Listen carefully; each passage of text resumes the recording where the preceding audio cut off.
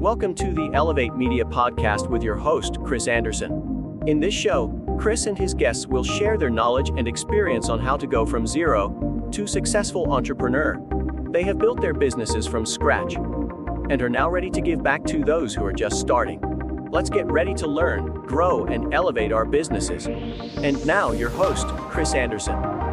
Welcome back to another recording of the Elevate Media Podcast. I'm Chris Anderson, your host. And if you're a freelancer, photographer, videographer, or another freelance individual trying to build your thing into a team where you're not doing it all, visibility is a big part of that. Getting the word out about what you do, adding value in your community so people know who you are, they like you, and they're going to trust you and come to you for work. So we're bringing on a guest today to talk just about that, how to DIY local media coverage, getting that PR going. And I'm super excited to have this guest on today. He's been doing this since 1998, so he knows a little bit about it, right? So get ready if you're looking to grow, get more leads locally through PR and media. This episode's for you. So, Mickie Kennedy, welcome to the Elevate Media Podcast today. Oh, thanks for having me. Absolutely, super excited to have this chat with you, this conversation. We're in the day and age, digital, right? Social media, everything's online, emails, things of that nature. But you would argue that it's still beneficial to get out there, in your community with media and PR. Is that right? Correct. I believe very strongly that earned media is one of the best ways to help your business. I've been doing it for a really long time. A lot of people challenge and say that press releases don't work anymore. And I'm the first to agree that 97% of press releases that are out there, press releases that are going over a real wire, are not getting earned media. And, my answer to that is look at the 3% of press releases that are generating earned media. And are there patterns? Are there strategic types of releases that you could be doing that are meaningful and are going to give you a much more likely chance of success? And, for example, the one type of press release that I've never had fail when I've coached someone through it is to do a survey or study within your industry. And that sounds like a huge ask, but it's very simple. It's just a matter of putting together a few questions. I like SurveyMonkey. I usually do 4 questions per page. So I do 3 to 4 pages, 12 to 16 questions. Ask questions that are really timely. What's going on right now in your industry? What are the questions you would ask others and competitors at a conference? Like, hey, have you noticed this or that? Network with people, go to LinkedIn, ask people, hey, if I was to conduct a survey of our industry right now, what are some of the questions you would ask? Ask those questions. Also look at, what's going on overall. It seems like workplaces have transformed post-pandemic where a lot of people don't want to go into the office anymore. So, are you having challenges with culture? Are you having challenges hiring people? Are you having trouble with management trying to adapt to these new sort of demands and requests by people? So, just look for those types of things. There's also, AI is really hot. Is AI a threat to your industry? You can ask people, hey, do you believe that AI is going to, put you out of a job in the next 5 years or something along those lines?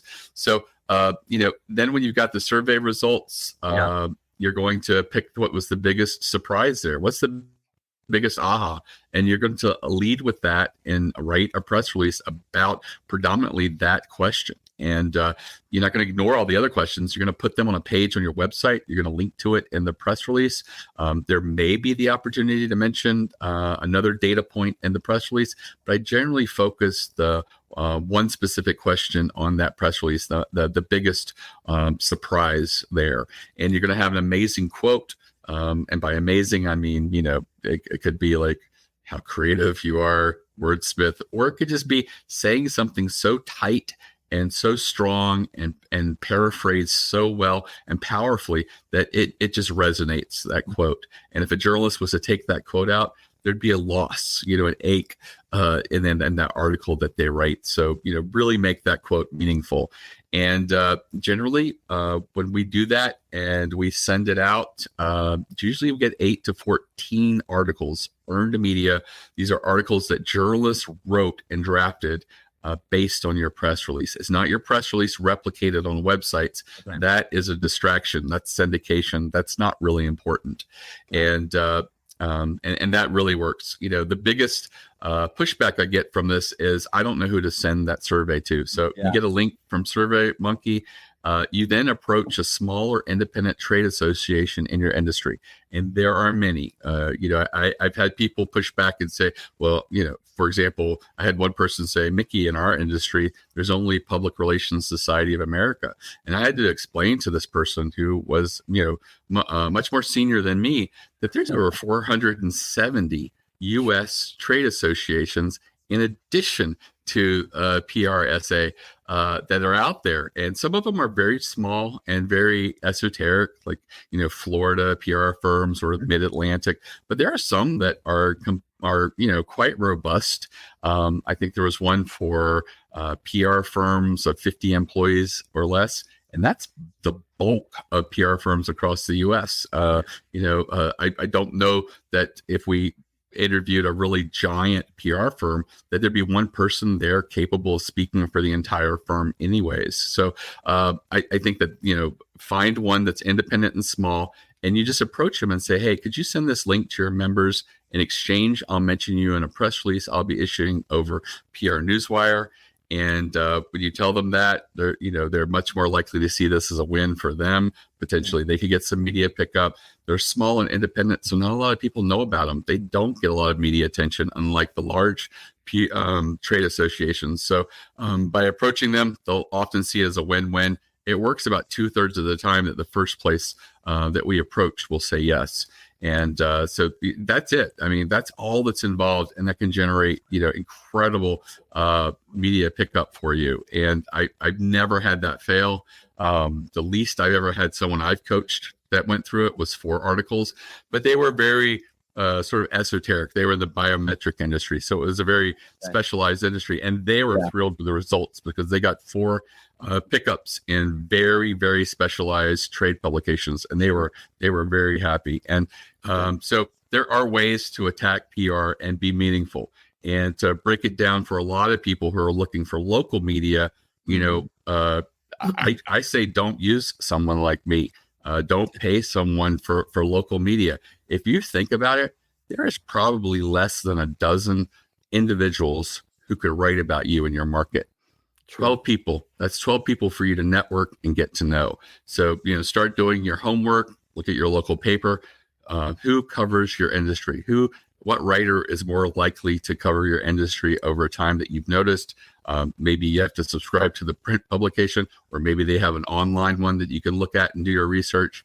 Once you've identified that person, see if their email address is online. If it's not, call and ask. And, a lot of people feel like, oh, can you do that? Yeah. These are not celebrities. These are members of your community.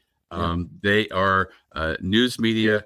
They may ask what you want the email address for, and just say, hey, I'm a local business and I'd like to pitch this person with some ideas I have over time. Sometimes they'll just forward you to their phone line. You can leave a message. Just keep following up until you get that email address. I've had one person say, the guy just said, okay, pitch me right now. And I'm like, well, what I would say in that case is, I don't have my pitch all together right now. I'm a shy English major type. I prefer putting my stuff in writing and overthinking it. So I really would love to get that email address and be able to send that over to you. And usually that amuses them, and they'll do it. But it's usually not difficult. And this is something you only have to do once for each publication until someone else comes in that would be a better fit. If you're lucky enough to have a business magazine or business newspaper, we kind of have both in the Baltimore market. If you're more of a consumer working mostly with individuals and people, are there magazines that are in your market that would be a good fit? We have Baltimore Magazine, which is sort of a upper scale lifestyle magazine. So if you're, a wedding photographer or doing family stuff and things like that, that would be a fit. If you do a lot of commercial stuff or even both, the business magazines would also be a good fit. Also, look at TV and radio. Are there opportunities for you to brainstorm there? Things that you could do, like maybe there is an event that you've put together that would really create good audio or video, and pitch it appropriately. If it's video, approach the TV stations, the news stations, and if you've ever seen a segment on there where they've done something similar, where they've gone to a charity event where people are cutting people's hair for donations or something like that, which I have seen before. Ask who the producer or booker of that segment is and get their email address, and then pitch them something that you're doing that's really creative and community minded and more visual. So it would be really good to get some video footage of it. And with radio, the same sort of approach can work. You're just going to ask for who you would pitch something like this when you have an idea to, and then try to get their email address. But if not, feel free to pitch over the phone, put together your thoughts and go there. When you are pitching these people, you do not have to have a prepared press release. Okay. All you need is a few sentences, just the idea, the nugget of what you're doing. You may want to add a quote. And I do recommend that you add a quote because a journalist who looks at an idea and then sees an amazing quote that's really strong and powerful, they can sort of visualize an article around that. And so that really helps them sort of put the pieces together and see what they're working with.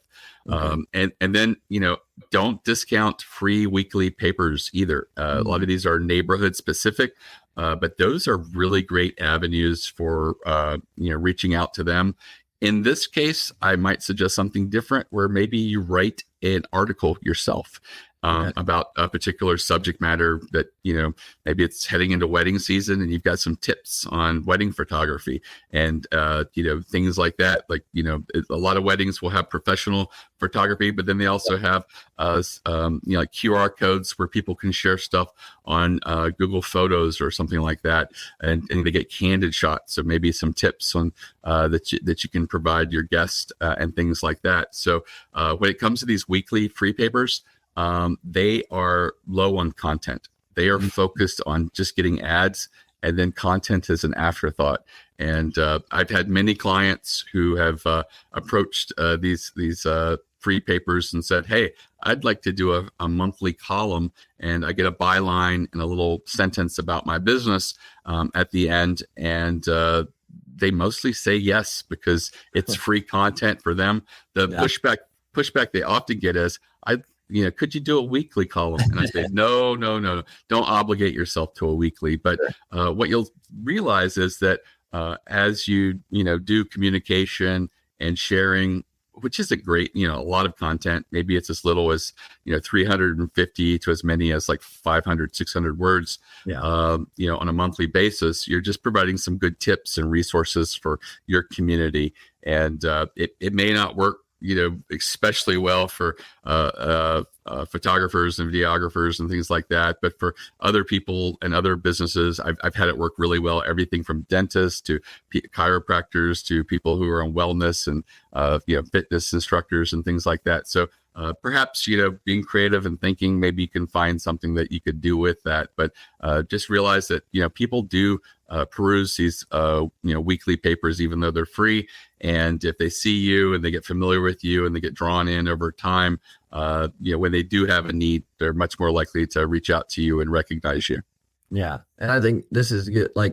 And so you collect the data, basically, to recap this, collect the data from people in your market to get those answers, get those questions that you could possibly write the press release about, grab a good title, quote for that press release, and then have the relationship built with these journalists, with these papers, to be able to send that to them. Is that correct? Yeah, but like I said, with local media, you really don't even have to go through the effort of an entire press release. You can get away with just a pitch, which is a few sentences and have a quote. If you have some images and photos, be sure to include a couple of those or links to those. A lot of people are posting their stuff online, even if they're still print, and so having some images can really give you an edge, because these journalists know that an article that they write that also features a really good photo or image is going to really bring in and create more better user experience for their audience, and they'll definitely consider you over someone else who doesn't have that. So be really creative and come up with something that, some images or video that works really well. I find the media is using video a bit less than photos. So I would probably be more photo-centric with these. Gotcha. Is there a reason why they're more photo-centric versus having video clips on their? I've gotten lots of different answers. One of the biggest ones I've heard is that the attorneys and legal counsel to a lot of publications have said, when we write an original article, we know it's ours. The copyright is ours. Sure. And but they said when it comes to video, it's a little bit harder to say, if someone just steals the video that we've edited, is it ours or not? Because we live in a culture and stuff like that where everything's, taken and stuff like that. And so, but I think that's silly, because they'll take photos, and photos are the same photos that everybody else has used. And they've been doing that for years. I also think that a little bit is just comfort of working with video. It's a little bit bigger of an ask to edit a video than it is to like crop a photo or something like that. So I think that it's a combination of those two. I think the legal thing is just, it's a scapegoat. I don't really see it, but I think that over time, as we are already, becoming more accustomed to interacting with video, I think that there's going to be a natural evolution and a broader use of video, and that'll mean that there'll be more opportunities for people to, use videos and add it to their pitches and press releases, and potentially there could be a time in the future where the entire pitch and press release is in a video format, and I think that's really exciting and cool. Yeah, I think it'll be interesting to see how it grows, because I think all the traditional media is having to adapt a little bit, right, with everything going on, and so it'll be interesting to see how that shift happens and where they go with it. I've seen a lot of online journals doing like a paywall system with their articles now. Probably because of that shift. Do you see that? Do you see that being a hindrance to traditional media with the paywalls and things like that? I mean, I think it does limit the number of people that potentially could see your article, but I also think that a paywall sort of enhances the value of it, and the audience they do have is more protective of it. So I know, for example, that when someone reads an article in, say, the Wall Street Journal, which is paywalled, they feel like it has more credibility than something that just appears in Huffington Post where anyone can go and see it. So I think there's a little bit more of a cachet or value assumed because it is sort of paywalled. But I don't know. I feel like it's a mixed bag. I think one of the good things is that, where we get our media is evolving and changing. And at least in the case of newswires, in the US, we have a duopoly where it's PR Newswire and Business Wire that account for probably 95% of all press releases that are issued over a wire. So if you're, reaching them, it does go to a lot of these new media. I know that I follow a guy on TikTok called Snackalator that does a weekly roundup of snacks hitting grocery store shelves, and he pulls all of his photos, he says, directly from the press releases on the wire. So, he's utilizing it. There's a lot of fashion influencers on Instagram who use the wire to get a sneak peek of stuff as soon as it hits, and are able to share things like that. So, who we consider media is changing, and I think that's that's a fun thing. and it's becoming a little more diversified. What I don't like is the fact that, there really is only 2 wires in the U.S. Sure. There was a third one that was making inroads, but over the last 10 years, because the journalism and newspapers have consolidated and run on hard times, they've requiring journalists to, instead of write 2 articles a week, maybe 2 articles a day. And so they're expected to do more for less, and they just weren't willing to go to a third newswire to hunt for stories. So it just made that third newswire have to pivot to basically just meet SEC disclosure requirements for publicly traded companies, and also sort of tell their smaller publicly traded companies, do you really want journalists looking very carefully at your financials? So if not, use us and you'll save money. So that's it. In addition, there's a lot of wires out there and companies with wire in their name, but they're not news wires. They're not going to journalists. They're mostly into that syndication game where the press release gets replicated on a few websites. And I mentioned that that's not the goal, and that's a distraction. The locations that these press releases get on websites are not places that people see them. And if you go to those news outlets 95% of the time and do a search, your press release won't show up because it's not part of their content management system. It's usually just a subdomain where these releases are just dumped in an RSS feed, mostly by headlines. And it really is a distraction. And sure, it might be as cheap as $59 or $99, but you're not going to get the transformative opportunity that you do when a real journalist looks at your release and writes an article about you. I mean, I've had people who've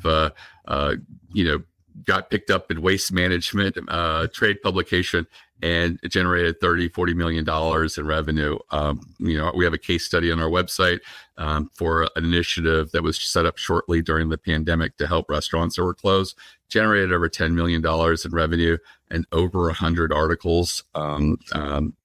Major places picked it up, as well as many dozens of small newspapers across the country, and all by just hitting send and paying $349 to go over a real wire. All of our releases go out through PR Newswire, and they go out nationally, which the wire itself charges over $1,600 for, and with us it's like a third to 40% of the actual retail price.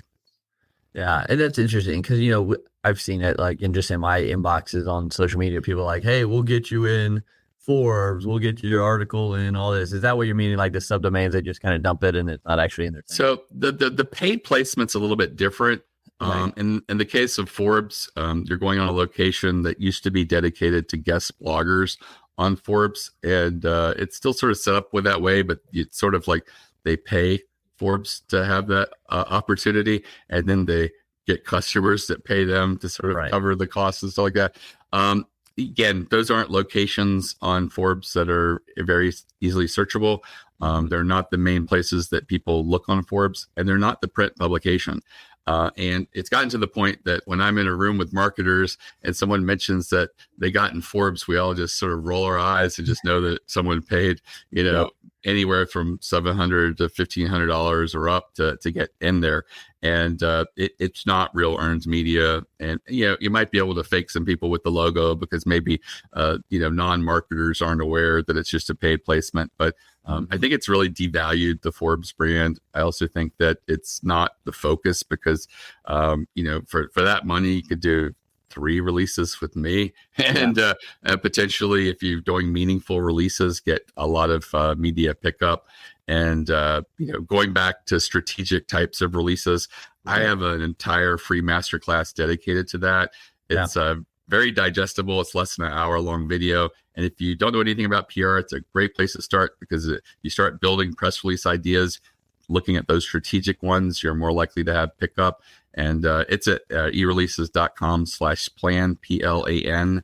And again, it's completely free. I did it for my customers because I realized that if they do more meaningful releases, they'll have better outcomes and be more likely to stick with it and continue to do press releases. And it's been very effective. And that survey that I mentioned before is one of those strategic types of releases that I go into detail there. Yeah, no, that's great. And I appreciate you sharing that and creating that for people. I think that's a huge, huge add. And, you've said it a couple times. I want to make sure we define it for people. You've said earned media a couple times in this episode. So can you break down what it means? What is earned media for those who might be asking? Sure. So earned media is just media that you've earned. In this case, it's articles, might be in on newspapers, trade publications, magazines, anything that you didn't pay for, and as opposed to paid media, which is like the Forbes and other places where you pay for pickup. And a lot of people don't realize the opportunities that are there with the earned media, because as you get earned media, the customers that come in through it are often not price sensitive. They read that article. They're like, yeah, I like this company, and they want to do business with you. And they're usually, if you have a long sales cycle, they usually convert much quicker and just are much more loyal overall.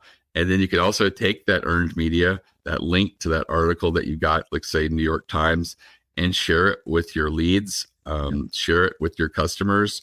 If you share it with your leads, you'll see your conversion rate among those leads will increase. More people are more likely to convert. A lot of people get close to that 50% mark that they need to get to and get over in order to do business with you. And some people get up to 48%. They just never quite got there. And so they never converted. And this could be what tips the scales and gets them over on the other side. With customers, there's this thing called churn. And, there's a lifetime in which customers generally work with you. And maybe it's, 3.5 years on average.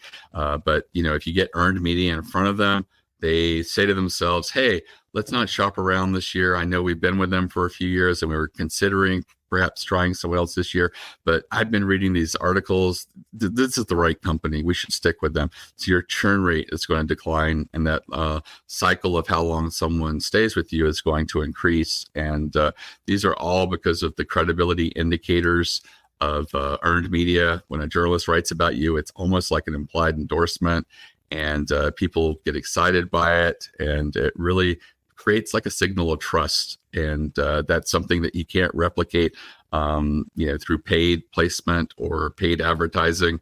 And I've had people who've come back to me and said, is this possible? According to our logs, we got like 400 visitors from this article, and over 200 of them converted. And I'm like, yeah, it is possible, because remember, not everybody who read the article clicked through or went to your website.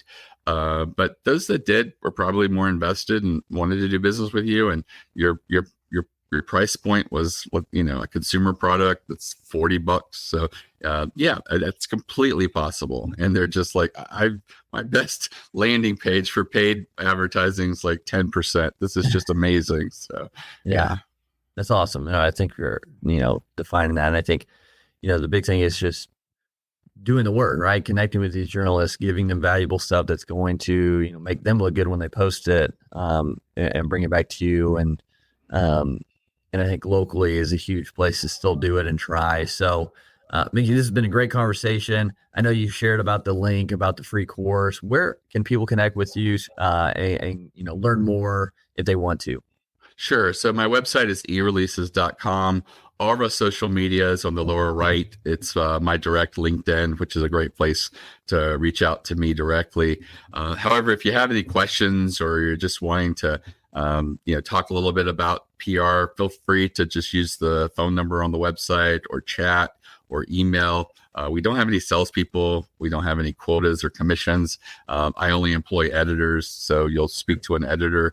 And if you have a release that you've worked on, and we do have templates and samples on our website, and you just want someone to look at it, feel free to send it to us. Allow 2 business days for us to get back to you. We'll do that free of charge, whether you're a customer of ours or not. We're just out there to help, small businesses and individuals and freelancers of all different types. So, we're passionate about PR. We believe it works. So feel free to lean on us if you have any questions or just looking for another set of eyes to review anything you're working on. Awesome. Well, Mickie, appreciate it. Guys, definitely get connected, continue to learn, continue to grow, and share this with someone. Share this episode with someone who's trying to get out there, get the word out about their business, about what they do, because this could really help them. So again, Mickie, thanks so much for being on the Elevate Media podcast today. You're very welcome. All right. And guys, make sure you go out there, keep putting in the work. Don't give up. Continue to elevate your life, elevate your brand. We'll talk to you again next time. Thank you for listening to the Elevate Media Podcast. Don't forget to subscribe and leave a review. See you in the next episode.